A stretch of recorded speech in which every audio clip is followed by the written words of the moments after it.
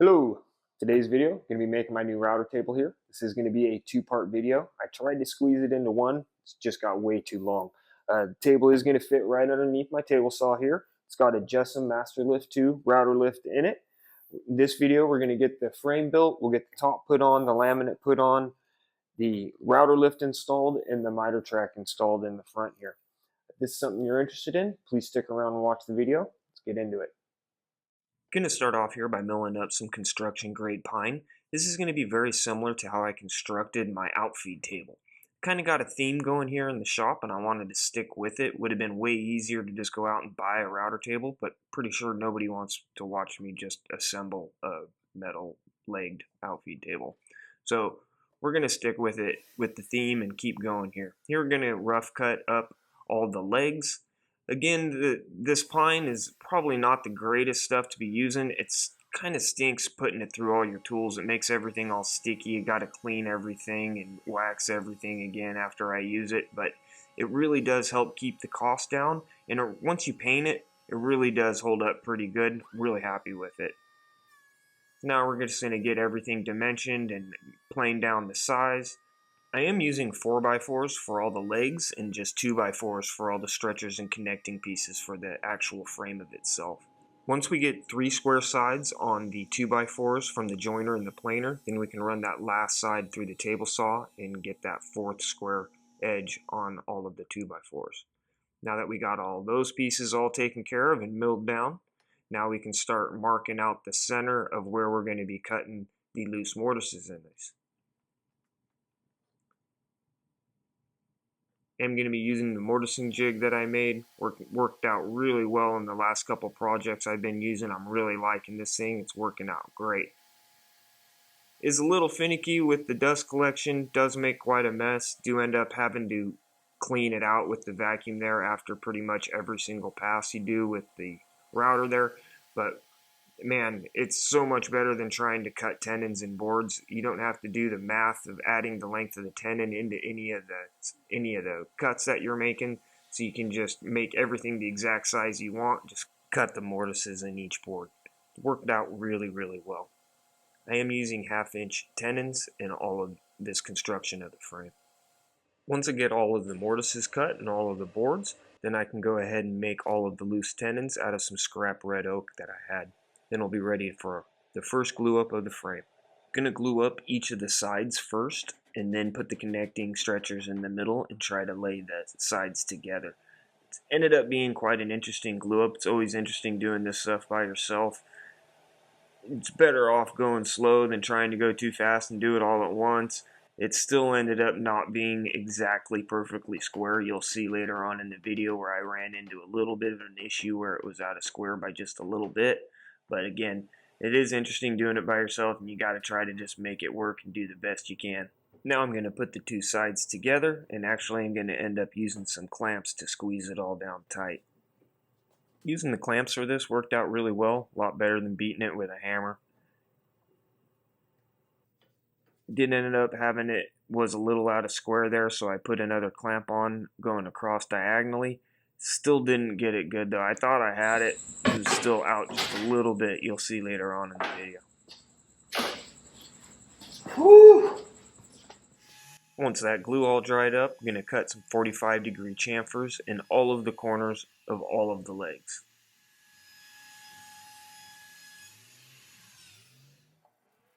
Then we're going to give it a nice sanding, just a hand sanding here, just to knock over all the edges on everything. So when we go to put some paint on it, the paint will stick nice. Paint does not like to stick to real harsh corners. I'm going to start with 1 coat of primer on here. Then we're going to go ahead and put a nice coat of enamel gray paint. This is the same paint that I painted my outfeed table and my miter station with. Enamel paint holds up pretty good to some pretty heavy abuse. Now I'm going to get all the casters put on the bottom of the frame here. Then we're going to double check just to make sure everything will fit underneath my extension wing on my table saw there. I'm going to need to move that dust collection port a little bit.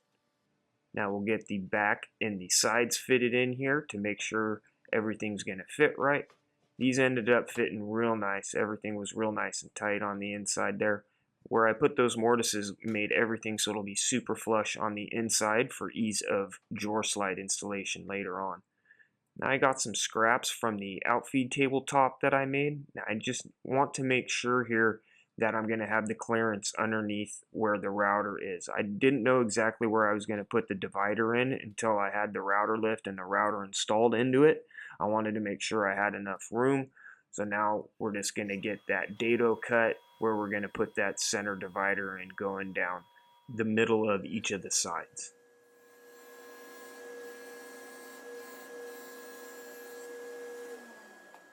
Now that we got both the dados cut in the sides, we can cut that center divider out and then double check to make sure everything's going to fit right. And then we can start figuring out where we're going to cut the 2 more dados that are going to go in that center divider itself. I want these dividers to go right underneath the edges of where the router lift plate is going to be. So I need to find the exact center of the divider, the exact center of the router lift, and then I can put some scrap in here and get it lined up so that those dividers are going to be right underneath the edge. This is going to help support the router lift once it's in the table. So now we'll get that all marked out, and then we can start cutting the dados in that center divider.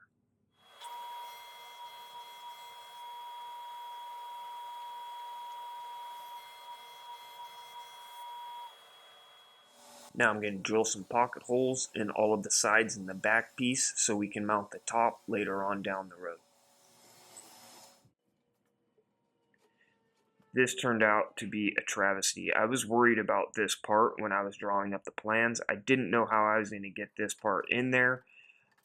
The only other way I could think of doing it was to build this part first and then build the frame around it. But I knew gluing up that frame was going to be a headache in itself, let alone trying to make it fit perfectly with this. So I went with going this way of just partially putting them in. Then I can put the center divider in. Then I can try to squeeze it all down in there. It took me about 20 minutes. Wish I could have like some clown music playing and some clowns driving around some tricycles or all trying to squeeze into a VW Bug or something.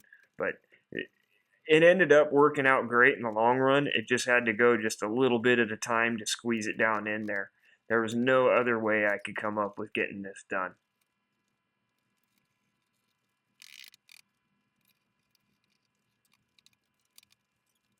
Woo! Did it! Yeah! Now that we got the back and sides all in there, all lined up where they need to go, we can drill all the pilot holes and then secure everything with some 1 1/4" screws.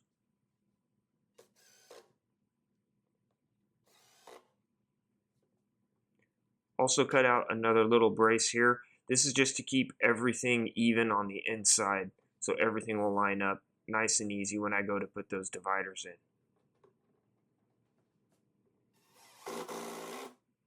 Now we can cut those vertical dividers and then put them in and make sure that the router lift is still going to line up correctly. Now that I know the router is going to fit and be exactly where I want it to be, I can secure those vertical pieces down. I'm going to use these corner clamps to hold those vertical pieces square, and then I'm going to drill some pilot holes in the bottom after I put some glue in those dados, and then we can secure that piece down. We'll then attach it to the back panel with the pocket holes that we drilled in those pieces earlier. Then we'll just repeat the exact same process for the other side and put that other vertical piece in.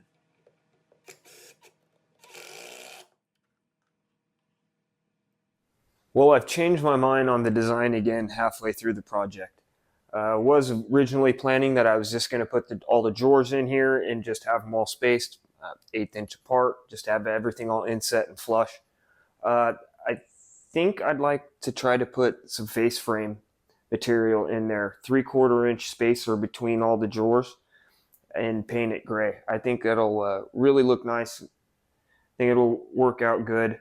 I'm going to use this old poplar fort that I've had laying around for a while. It's got a big knot in it. The ends are kind of messed up, so I think that'll work good for that.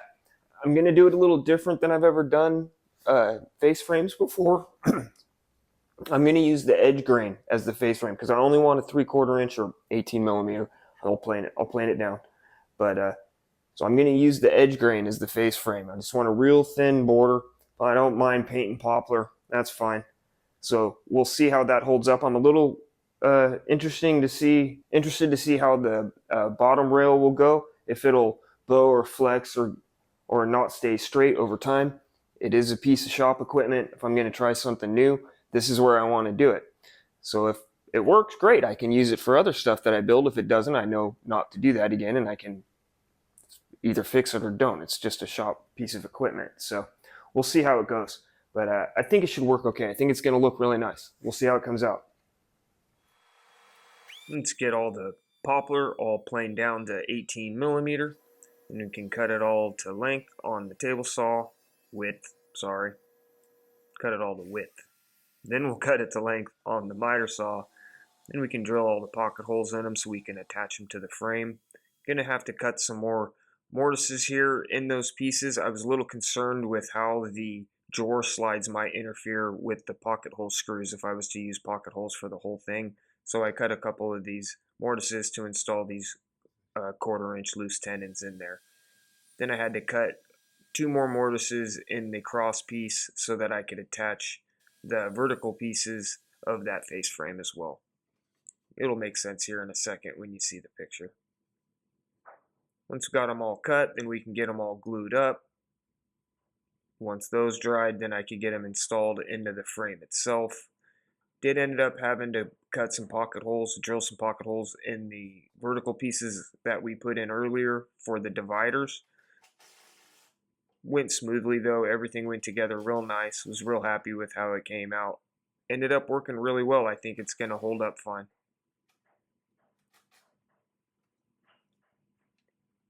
Use some spacer pieces to put in that bottom rail. I found when doing anything with face frame type stuff to not try to measure anything. Use spacers for everything that you can. If you measure stuff and you're just a little off, drawers aren't going to line up right. Drawer slides are going to bind. It's going to be weird. So it's always better to just use spacers when you can. So once you got that in, could get it all taped off, then it could primer it and paint it gray. Ended up looking real nice. Ended up cutting 2 more brace pieces to attach to those vertical supports where the router is going to go. I was concerned that the pocket screws going up through the top would interfere with that router plate once we routed out the groove in the top that's going to go on. So this will bump those screws out so that they won't interfere with the top, or even worse yet, the router when I'm actually routing out the groove. That would be terrible to hit the top of those pocket hole screws with my router bit. Now I can get the top glued together. I am using 1 sheet of 3/4 inch MDF, and I'm going to laminate another sheet of 1/2 inch MDF to it. That'll give us a total of 1 1/4 inch thick top. Once we get that all glued on, we can clamp the corners down. Then I'm just going to screw it together. I did mark this all out. It's kind of hard to see in the video. There is a grid pattern on there that I drew on there first. So once I get it glued together, then I can just screw it all down to keep it flat. Let that dry, then take the screws out the next day.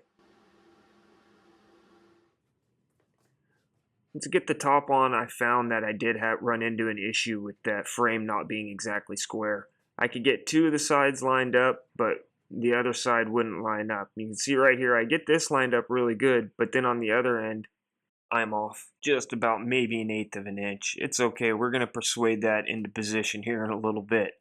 So we'll get the side that we can get lined up all secured down with those pocket screws from the bottom, and then we'll get some clamps over with some spacers in there so we can adjust everything over. Now I know the top was square. It must be the frame. I don't know if it was from putting all the sides and the back pieces in, or if I didn't have it square straight out of the glue up. But regardless, I was able to adjust it and make it work. I wanted to keep that top square to make sure that the measurements for putting in the router lift, the miter slots, and everything were going to line up right. So now we're just going to put in some a little more brace pieces underneath the edge just to make it easy to put the edge banding on. And so if we do ever need to clamp anything down, it will be easy to clamp down and everything will line up. I am going to use an 1 3/4 inch edge banding of maple going all the way around it before we put the laminate on the top. I'm just going to sand the edges down just to make sure everything's nice and smooth to put that edge banding on. Then we'll cut the maple up. Like I said, it's going to be an 1 3/4 inch edge banding going around the entire perimeter of the table.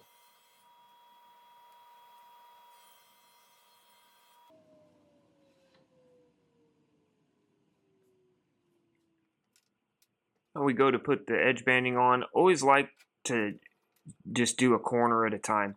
I just make 145 on that one front piece. Then I have a test piece that I use to just make sure everything's going to fit and just work my way all the way around, just one corner at a time while I'm gluing everything down and brad nailing it as I go.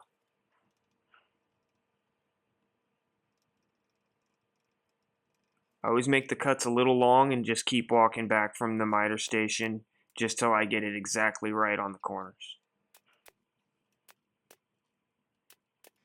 The last piece is always the trickiest because you don't have a lot to work with and you can't go short, so you just got to just sneak up on it until you can get it just right.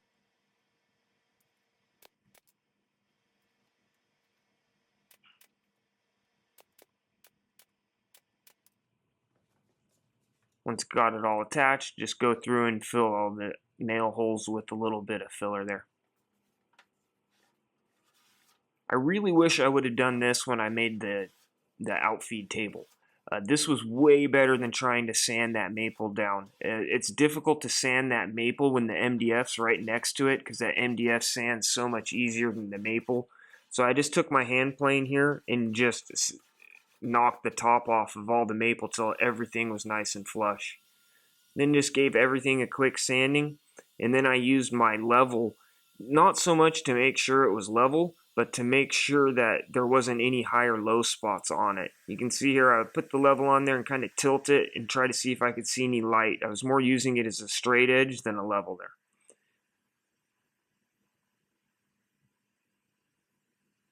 Ended up having to come back with that hand plane, but ended up getting it good. Now we can cut the laminate. Ended up having to buy another sheet of it. This stuff isn't that expensive, so it's not too bad. It's pretty easy to work with.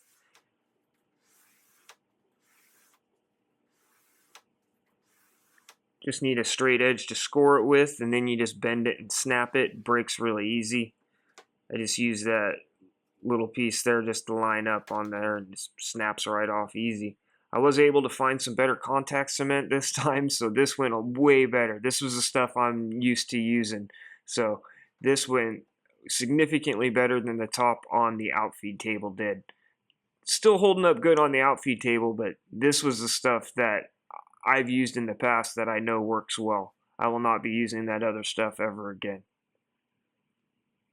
I did end up doing another little piece here. This is going to be the face of the fence that we'll be making in the next video. I just figured while I was doing the top, I'd just knock them both out at the same time so I didn't have to ruin another of the trays for that with that adhesive. That's a one-time deal only. Those go in the trash afterwards. Once you got it on there, just roll it all on. It goes on. This stuff stuck really, really well. This is a one-time deal. If you don't get this lined up correctly on the first attempt, you're done. You're not getting this back off. And then I don't know what you would do. I don't know how you'd get that the contact cement off the top. It would be a disaster if this wasn't lined up right on the first try. Once I got at the top all rolled on real nice and secure, then I went through with a straight edge, just scored all the edges and snapped them off. I was just nervous when you go back to route it that it's going to be an issue. Now I put a nice 45-degree chamfer around the entire perimeter of the table. Now it looks real nice. Now it's time to install the Rout-R-Lift. I did make this template so I could use my template guide bushings on my router to cut the channel out that the Rout-R-Lift needs to sit in. I also made this centerpiece as well just to give me better support of the router base as well as to give me a nice inside channel to run that guide bushing against. I am using a 3/4 inch guide bushing with a 1/2 inch upcut spiral bit here. This worked out really well. I did make an entire video on just the installation of the Jessem Masterlift 2 Rout-R-Lift. We'll see if I actually follow through with finishing and editing that whole video, but it really did turn out well. I'm happy with how it fits in there. Once it got the groove cut out, then I just went along and followed that inside edge and cut it all out with the jigsaw there. Then just cleaned it all up with the chisel, just the little spots that I missed with the jigsaw where I went a little deep. But I was really happy with how everything lined up. The channel, those vertical support braces were right underneath the edge of the router plate where they needed to be. Worked out great. Now I'm just going to mark where I want that miter track to go so we can cut that groove in the top as well. Absolutely destroyed my shop with routing all this MDF. Stuff actually gets slippery on the ground. I had to sweep up a couple times. Had to open up the entire shop and blow it all out once this was done. It was nasty. Now I can install that miter track so I can put some feather boards on my routing table. Really happy about this. Well, that's all we have time for in this video. Next video, we'll get the fence made. We'll get all the drawers put in. Gonna put a crosscut sled in the bottom drawer so it's stored right next to my table saw here. It's gonna work out really nice. I would like to thank you all very much for watching, and I hope everybody has a great day.